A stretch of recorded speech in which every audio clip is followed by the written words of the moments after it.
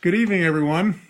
I'm coming to you live from Santa Fe, New Mexico. I'm Scott Harrison, the Artistic Director of Ironweed Productions, and I want to welcome you to Talking Theater Live. For those of you joining us for the first time, Talking Theater Live is a series of half-hour conversations between myself and Santa Fe theater artists, sharing stories about their experiences in the theater and the unique paths that led them to creating theater in Santa Fe. I'm very honored to have as my guest this evening Theater Work founder and artistic director, as well as the founder and artistic director of two other theaters, one in Bogota, Colombia, and one in Minnesota, David Olson. David, thank you so much. Hi, Scott. Thanks. Welcome. I'm looking forward to this conversation. Thanks for meeting me up here in the shop. We are here in the Theater Work shop. You can probably see some boxes behind us of props and various things, so a very appropriate place to meet. And actually, to start off, David, I just wanted to begin with a little bit of an introduction and an acknowledgement, and it's appropriate that we're here in your shop because I was realizing that it's almost 16 years to the day that you and I met for the first time. My wife Lisa and I were living in New York, and we were thinking about moving to Mexico. I had emailed you, and you kindly offered to spend some time with me and talk about theater in Santa Fe and about theater work. And I remember when I came in that afternoon, there was all sorts of creative painting going on for the set of The Tempest, which was the production going on then. You spent just a generous amount of time with me. We were very encouraging and supportive about theater in Santa Fe, about theater work. Lisa and I moved here 4 months later, and you gave me my first Santa Fe acting opportunity in The Rainmaker, my first Santa Fe directing opportunity with Carpetbaggers Children, and my first Santa Fe artistic home as a company member of Theater Work. And I just want to take a moment and just thank you and say how grateful I am for all those things. Thank you. I'm so glad that happened too. Yeah, I really am. Well, it's really nice to have that, just to be able to reflect back on that, and hard to believe as it is that it was 16 years ago. 16 years. So, here I am, only 36 years old. That's right. I was a young 20-year-old at the time. So yeah, it's just amazing how time flies. Yep. And you're having fun. Exactly. So speaking of the passage of time, I wanted to start. My first question is, I just wanted to ask you about your earliest recollection, memories as a young person of when you were fascinated by storytelling or the world of make-believe. It's a clear answer, actually, for me. I've thought about it over the years many times. It's been long. It's a long time. I'm heading towards my 75th birthday this summer. It started right in my own home.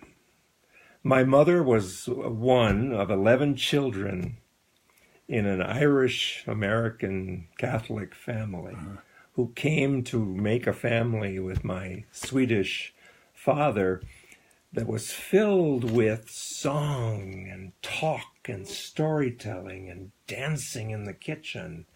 And she would say to me, "So, what happened today?" And I would start to tell her, and then she's, "No, but tell me, show me, what happened? You played hide and seek, show me." And I'd show her. I was maybe 5 or something. I can't remember that part. But I was very little and very young. And then at the same time, I'd go to masses and to big celebrations at the Catholic Church, where I was so moved by the beauty of song and ritual. Now, I didn't know then, but later I called it ritual gesture and all of that. That all of that got very imprinted in me, happily. Mm-hmm. And it got imprinted in me in a way that was clearly about something that was very life-giving. Mm. And so right from the beginning, that's how I saw it. I didn't have to convince myself of that or have a class on that sometime. Although somewhere in a class somebody did say that, that the theater arts are meant to be givers of life, are meant to be something that challenges us move further, or where I ended up saying to myself always, where to, what next? Yeah. That became, I could have put it tattoo it on my chest. I could have, thank God I didn't. So, you see what I mean? So that's really where it started. And then I was very fortunate to go then to Catholic schools. And I say fortunate because in those days, the 50s, early 60s, there was lots going on in those schools. Mm-hmm. A lot of making, a lot of reading, a lot of that sort of thing. Mm-hmm. A lot of being encouraged to write.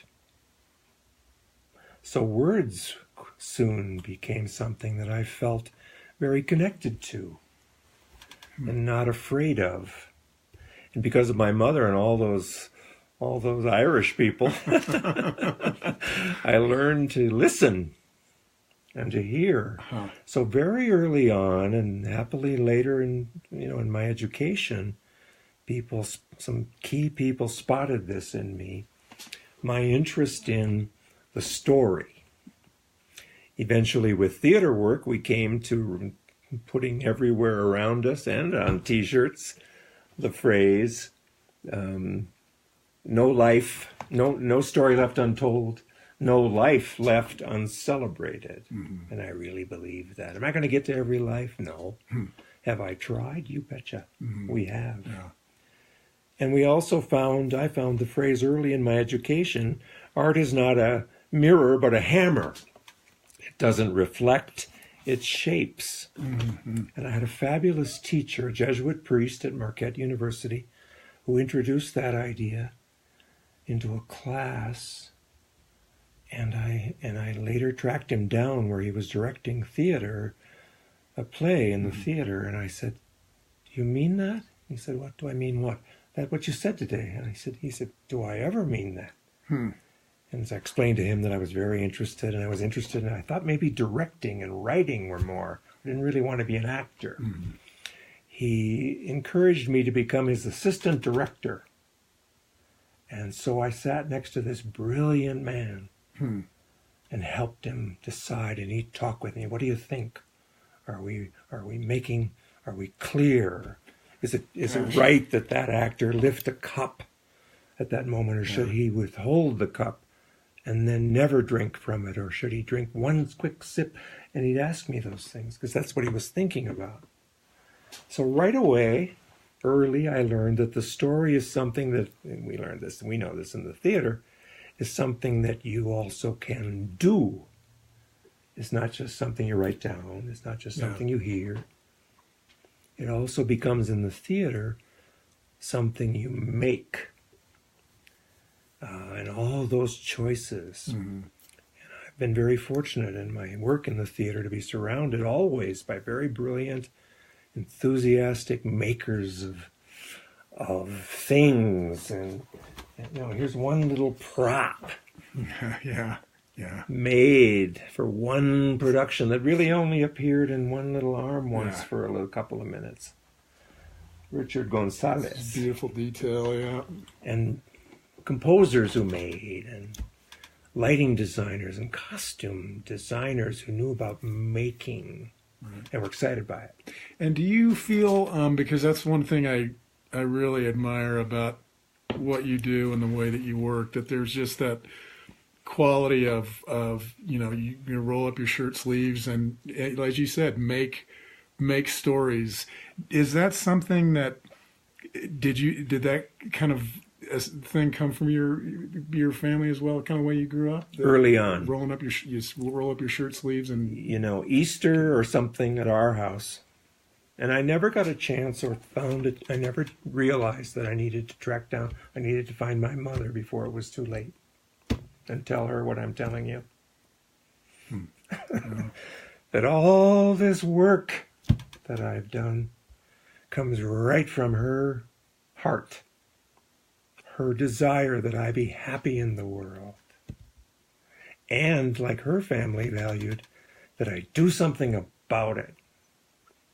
So in that household, we would make stuff and we would parade around, even if there wasn't a parade. We organized parades in the neighborhood. We had, my father once joked, I wasn't sure he was entirely joking, that he couldn't use our garage anymore because I had turned it into a theater. I was about 7. And boy, we had the first automatic door in the neighborhood. Excellent. My father had some money, and he spent it on a door that opened. Well, that's a theatrical that magic. became magic. It was only later in my life I realized you don't really need a theater, the curtain to go up. But hey, I had one, and I was doing plays, and people were coming. My mother was handing out donuts, to the audience. That's great. And there we were. Yeah. And so it never was it was not a mystery to me later, although I wrestled with I should do something serious. I thought, cultural anthropology. I think that's, well, in a sense, that's what I am doing, but, and so on. So I went on to, an sort of a formal parallel education, that I could turn into a teaching position or something, all the while, all that time, making theater.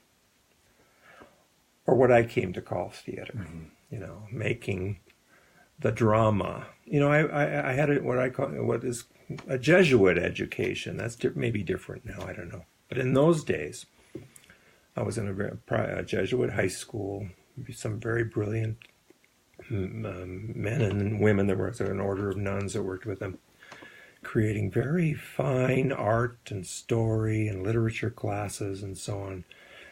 And I was introduced, therefore, because of the Jesuit education, to the idea of Ignatius of Loyola, who founded the Jesuits. Mm-hmm.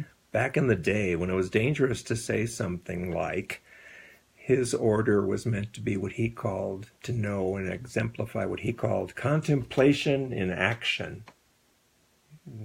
Somebody was saying that in 15-something or other. Mm-hmm. Very brilliant. Not a contemplative mode that was silent and inward and receded, but one that had to be in the world, and the world as it presented itself to them. Mm-hmm. Not to go into China, for example, and try and change the Chinese into the Europeans, but the other way around, to learn Chinese, to learn Chinese culture, and to converse with it from their point of view, and so on. That notion of contemplation in action became a way of working with actors.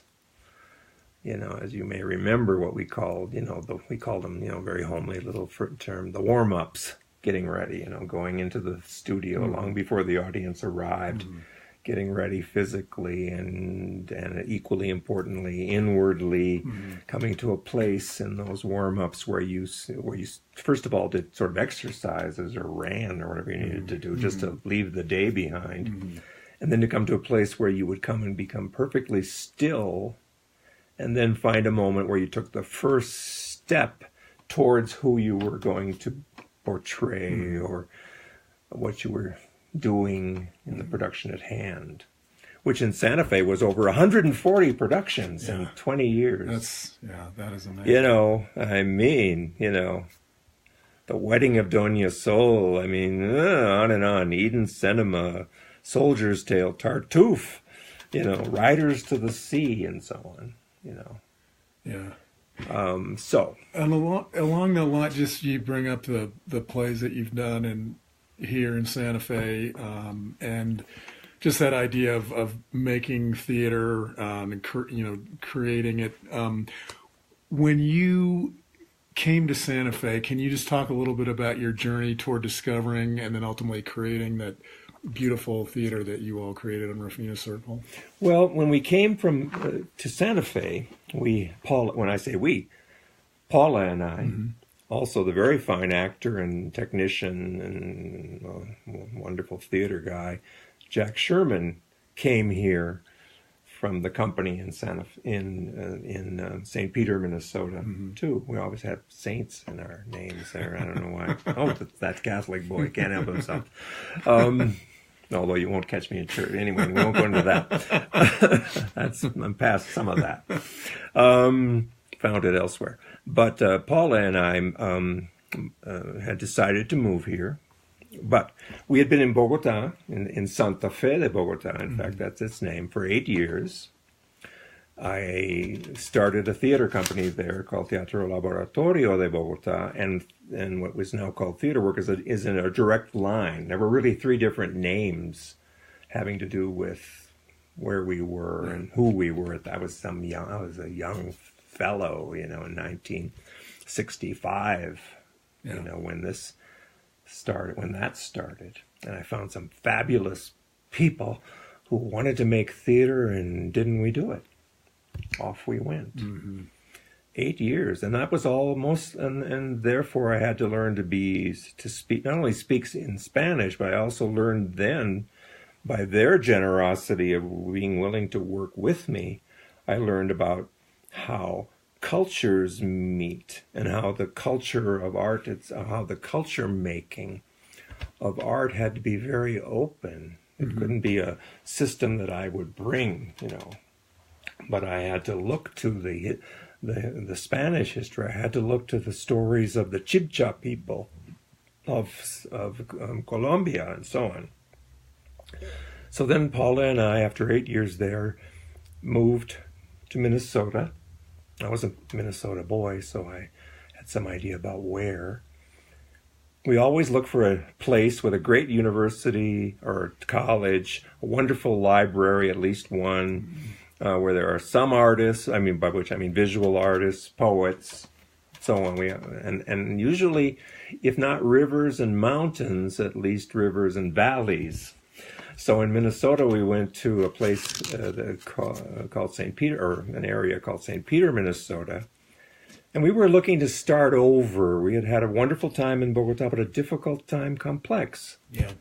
I won't go into all that right now, but a very complex time because of what we encountered there, both in the side of the loveliness of the people and the difficulties and the violence in the systems there and so on at that time.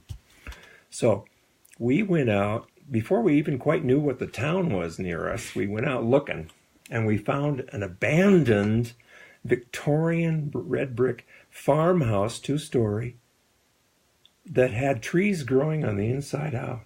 There weren't even any windows. And we said, this is it. And so for the first many months, that's what we were doing. Yeah. Making a home there, a beautiful one, if I may say so. And then we started looking, and I found an old hotel building, or maybe it was a bank building, in this town called St. Peter, Minnesota, which is a great city with a lovely little private college, Gustavus Adolphus, fine college. And we decided we could do it there. So we created something called Cherry Creek Theater, which was an extension of the Teatro Laboratorio in its methodology, sort of, and its way of looking at people and the interaction between artist and the stranger and the community and art and all that stuff. And we called it Cherry Creek because our house was built on the banks of Cherry Creek, which ran all the way down to the Minnesota River, which eventually even hits the Mississippi River. So we thought, isn't this great? This is lovely. Yeah. So we called it Cherry Creek Theater so that the people would know we were from there. And then that was, I don't even know how long, 10 years or so at least. So then we got to a point where we thought, let's go somewhere else. Our kids were of an age where we thought they should experience something else. And so I asked Paula, where have you always wanted to be or wanted to live? And she said, I've always wanted to live in Santa Fe, New Mexico. I said, let's go. Here we are. First thing we did was find this place that was this tumbled down cement block spot, that had been somebody's house, God bless them, in terrible shape. And we did it again, rolled up our sleeves with our own hands. Jack Sherman came with us, thank God. And out came the hammers and the saws and the wood, and we built this house. And then we looked again. And boy, that place down by Tortilla Flats that we found, it was kind of a warehouse with further warehouses in the back next to what then was a bowling alley, actually, still sort of semi-functioning. Right. Nothing else. There was no Walmart, no nothing. Thank goodness. I mean, none of that was there. None of that was there. And it looked perfect. And as you recall, we worked together with lots of people to create a really beautiful seat, a 75-seat theater with its own dressing rooms and public spaces. And then later we were able to get the shops put in, and the costume shop had its own. Yeah. All that with Yasminka Yesic, who had found us, and came in the door and said, can I work here? Oh my God. So there we were. Yeah. And again, it suited us really well, that idea of building the building. Mm-hmm. It's not like it's not like standing on the high ground, well, I built it. It just seemed right. It's one of the reasons we call it theater work. Sure. With an ER, that's meaning the building, and the work. I'm a guy who could have, because of the way I grew up, could have gone on to, a position in a college or a university. Nothing wrong with that. Could have lived, if I'd gotten myself eventually I got an old beat up Volvo that I thought was pretty grand. Could have done better.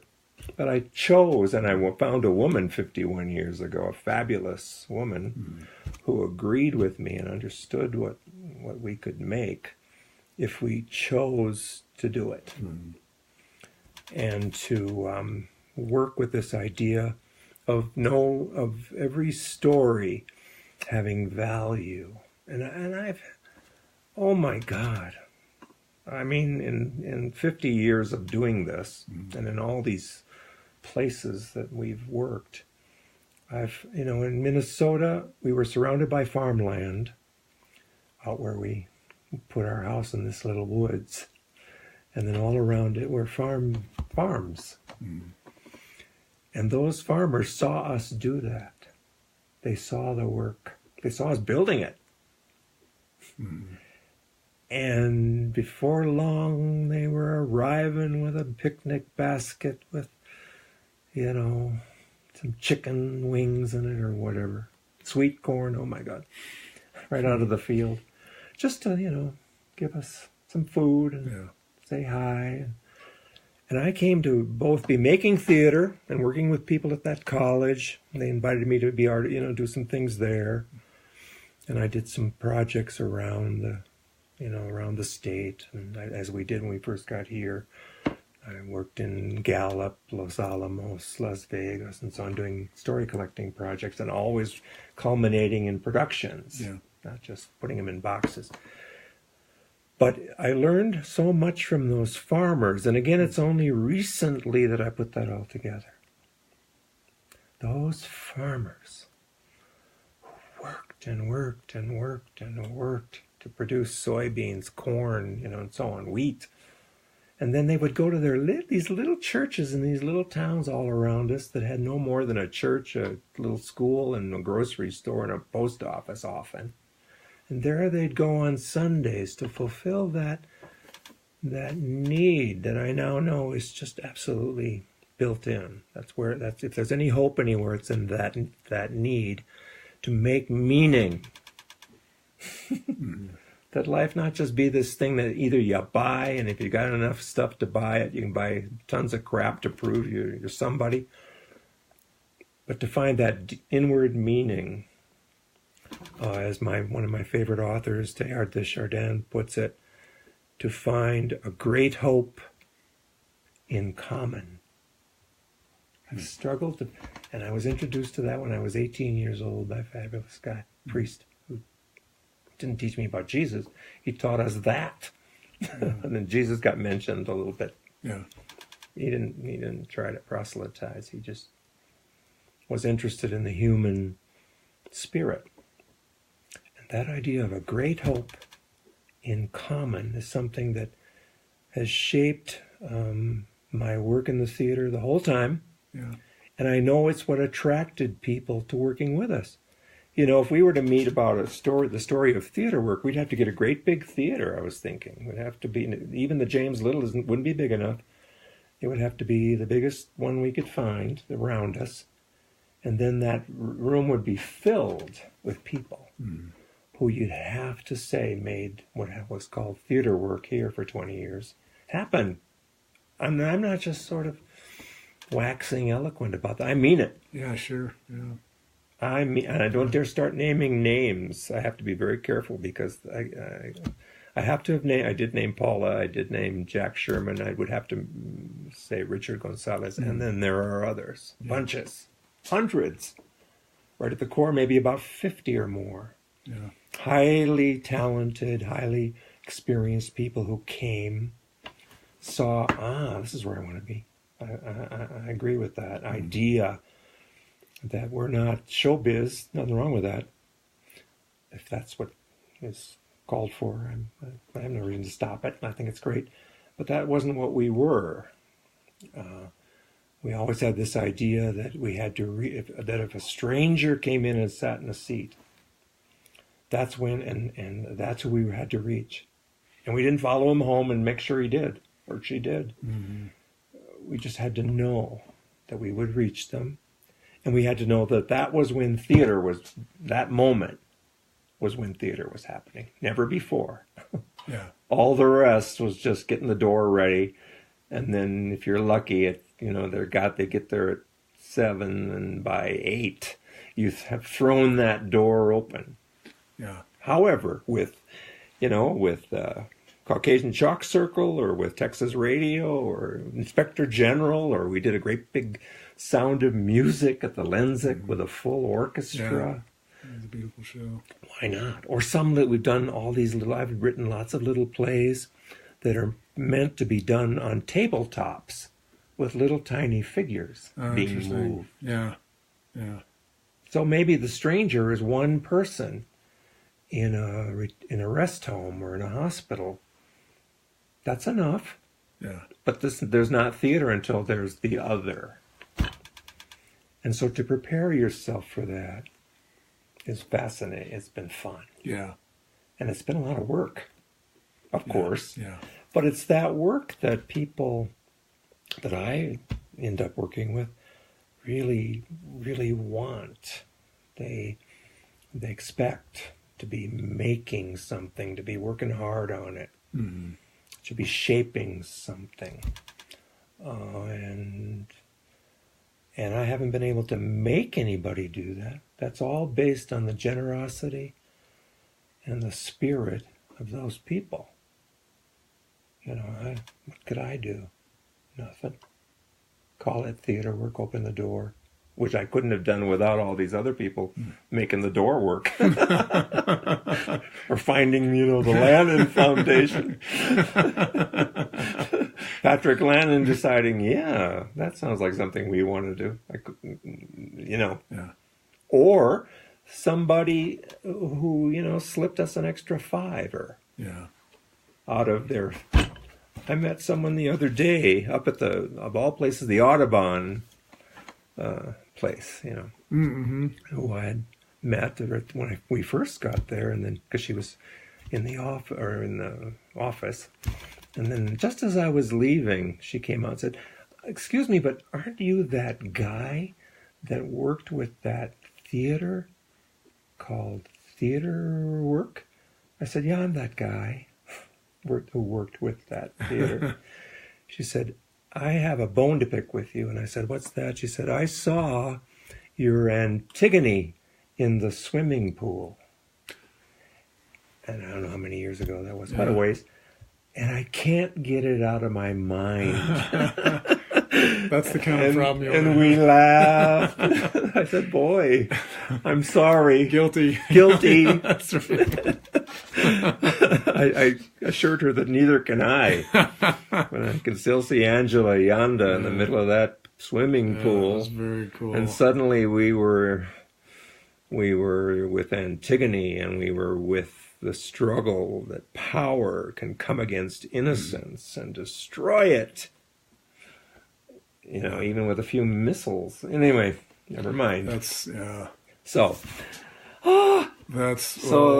sorry, I've warned you that all my stories are too long. No, this is fascinating. This is it's just so fascinating. Too long. Your journey and just the the aesthetic that you've carried through the years. It's fascinating.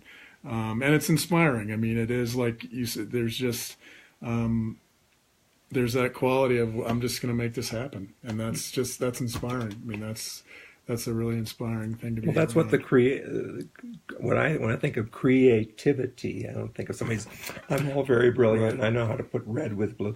I'm thinking creativity, the creative power, the creative impulse that's in everything. Mm-hmm. I looked at a little tulip the other day out here in the yard that Paula planted that came up yellow with this little orange interior. And I thought, oh my God, if only I could ever have made anything as beautiful as that. Mm-hmm. And that's just that creative power. Yeah. And I've touched on it, but mostly through the generosity of others. There's no question. Mm. It's not something I was born with, I don't think. I think it came from parading around the house on Easter and pretending we had Easter egg hats on, and then letting my dad sort of looking the other way when I turned our garage into a theater. Mm-hmm. And I put on these intense dramas that I made up. Yeah, yeah. The darkest things in life, because you lost your dog. Right. And so on. Yeah. So anyway. Well, along that line of creating stories, and I want to just kind of my last question, I wanted if you could just spend a few minutes talking about your experience in the Morra Valley that you had with students creating a piece with them there. Well, thank you, and I will. Okay, Morra in 2011 and 2012. I was invited to Morra to do theater. They didn't exactly know what they were getting, but there I was. Yeah. I came in and I proposed that we gather stories in the Morra Valley because I knew someone had informed me that there were lots of, I'll say it, old people, because lots of them are now, that's my age, out in the hills, many of whom were totally off the grid, and were related in some way to some of the students and so on. So I trained an English class, the junior English class, in fact, the whole junior, to be story gatherers. Now, that wasn't something that had any place in the culture that existed there, not per se. Of course it did. Mm-hmm. And I pointed out who's your favorite aunt? So my aunt Edna. She loves to tell stories. That's who we're going to be. So I trained them how, without me along, to go out into these places in pairs, because I always think it's better to do that in two, so you can talk, and also it made some of them safer here and there. Mm-hmm. And find stories and bring them back. In the course of some months, I would go back and forth and spend some days and come back. Over 200 stories were collected. Mm. They still exist in an archive there. Mm.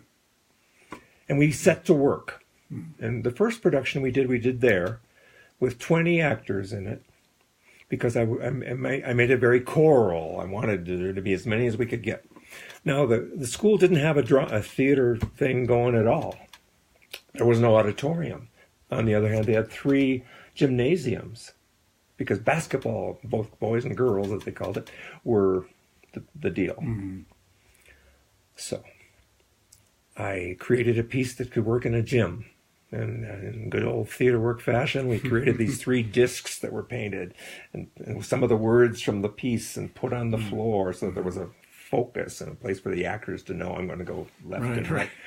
Jack Sherman and some others came out and installed lighting, lights on posts that really were real theater lights, and so on. Costumes were made. Richard led up the process of making story bags that everybody carried one of. Oh, man. Look at that. Yeah, look at these. That was beautiful. These were made for the occasion. Yeah, anyway, all of that handwritten. 20 of them. Yeah.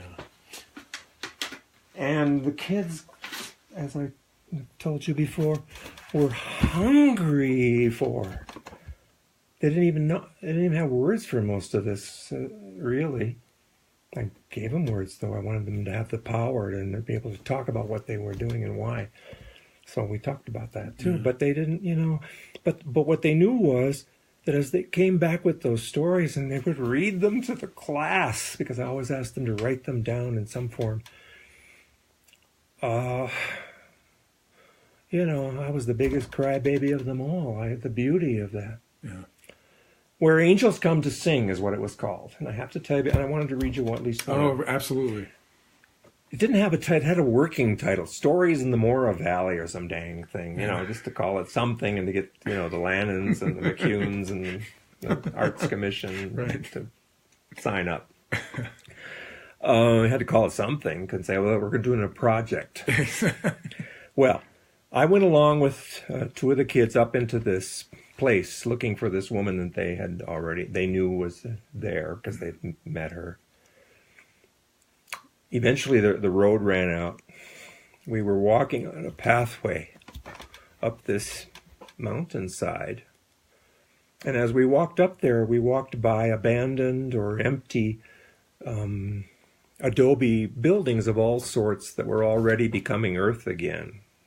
Long fallen out of use, no more roofs on, and so on, just becoming, sort of decayed. And so on, and up and up and up, and came up to this little house that when I went through the door to get in, I had to go bend way over, which later I was glad I did, because boy, oh boy, to bend over in front of this woman. She was in her 80s, I think. I didn't ask her. She welcomed me. She offered me some cafecito. And so on, and we talked. She told me again some of the stories she had told them and how she missed her brothers and how they were so happy here in that little house. And she had no electricity. She had the water she got in a pail from a well, so on. She told me she didn't read or write, but she loved to hear stories, and she loved it when she can go to Mass and hear the story of Jesus and his mother. So here's this overeducated guy who has too many words. Who's been shaped by, name it, Shakespeare, Hopkins, and so on. And this woman who didn't read or write, but who was absolutely we met on equal ground. Mm-hmm. Then, as I was just about to leave, and I said, I was having to speak in Spanish, but of course, that's what she spoke. I said, I think those, I called them casas, are so beautiful that I passed by. And she said, you know what we call those, don't you? I said, no. She said, that's where angels come to sing. Well, I'm telling you, move over, Robert Frost and everybody else. Where angels come to sing, which became the title. She didn't say, oh, isn't it sad? That's where people used to live. It makes me... No, she said, that's where angels come to sing. Oh, my God. I never could have written that. Yeah. So... Where angels come to sing. So we created this piece. It was performed in Morta the first time on a night in which was one of the biggest snowstorms in history. Hundreds of people hungry for something that their kids had done. They didn't know what it was going to be, but they just knew. They'd been in that gym before because of the district tournaments and everything. Big deal there. There they were. How they got there, I don't know, because I could hardly get away at the end anywhere. There they were, filled the place. Out come these 20 actors. I'm telling you, singing and dancing and talking and I wrote. So I took the stories and then I would help shape how they were told and they were singing and they would say, we see the people it was done chorally. We see the people in front of us. Can see the people coming up behind. We make our way through the valley.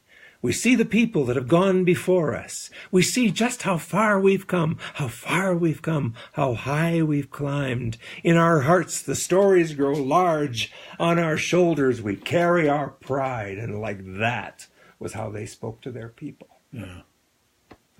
Then out came stories in bunches. Yeah. Let me find one for you. Yeah. That was hard to decide which one. But here's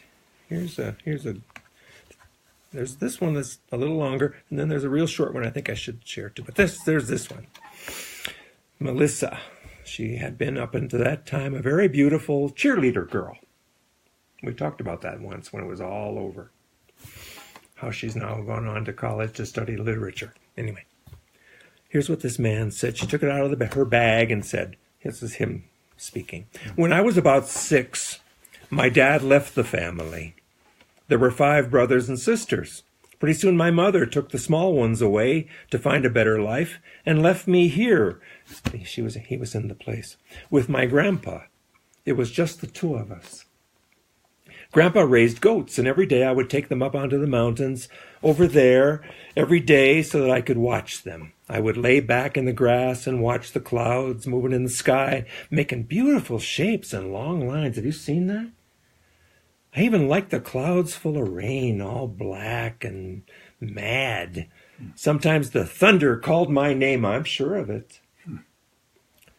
One time I noticed that there were rocks about this big, all under the trees. I started to carry them over to a clear spot, and before you know it, I was building a house. Oh, not up in the air, not piling the stones up. I was making a kind of a line of a house, bigger and more rooms. There's the kitchen with an horno. There's the sala, my sister's room, my own room. Soon it was a 20-room house, a mansión. Mi mansión grande y bonito. I would spend time in different rooms, having talk and bizcochitos with the people. I always kept an eye on the goats. I would go to a window and look out to see if they were all right. I was never alone there in my house. It's still there. Someday I'll take you up to see it, si quiere. I'm telling you. That's just, I couldn't have written that. Never would have occurred to me. Yeah. And that was his story. And Melissa said, and as the actor speaking, I do want to go up there someday. I want to stand in that house of stones and listen for the voices, the laughter, the songs. You could start to hear crying, weeping in that gymnasium. You could start to hear it by the time this story came up. Can I do one more? Absolutely. Okay. Absolutely. What the heck? Yeah. Let's see. This one. Yeah. This was from a woman. Okay. After I got married, my husband went to prison for 4 years. During that time, I had to look after the animals, mostly the horses. I also had to take care of all the bills. I had to visit my husband all over the place. They would transfer him to different places. It snowed so much that first winter. Every day I would go out to the barn to feed the horses. The snow was way past my knees. By the time I got there, I had worked up a sweat because walking was so hard. I had to do this twice a day. One morning, the horses had walked all the way to the fence and back and forth, and made a path for me to the barn. I swear it's true. They made a path for me, kind of like saying, thanks for taking care of them, sweet things. I'm telling you. And like that, this whole thing and the thing got more and more celebratory, and they started singing, and the kids had written the songs themselves to be choral. By the end, it ended 75 minutes long, no intermission. it seemed to be 5 minutes in a way. When it was over, this is one of my happiest moments. Sorry, why is he crying? It's his happiest moment. Because I'm so grateful for this moment. That's why. This crowd of hundreds of people who had no idea what they were coming to, they just knew their kids were in it, and they'd been hearing about it forever, that there was going to be something special, and they better come see it. So they did. Snow blasting outside. It was a real blizzard. Their experience in that gym was with district basketball tournaments and games that often Mora had good teams and they won. So it was a big deal. So instead of applauding, because there was no tradition of how you react to theater, applaud and sit there and let them take a bow, and then they rushed the floor.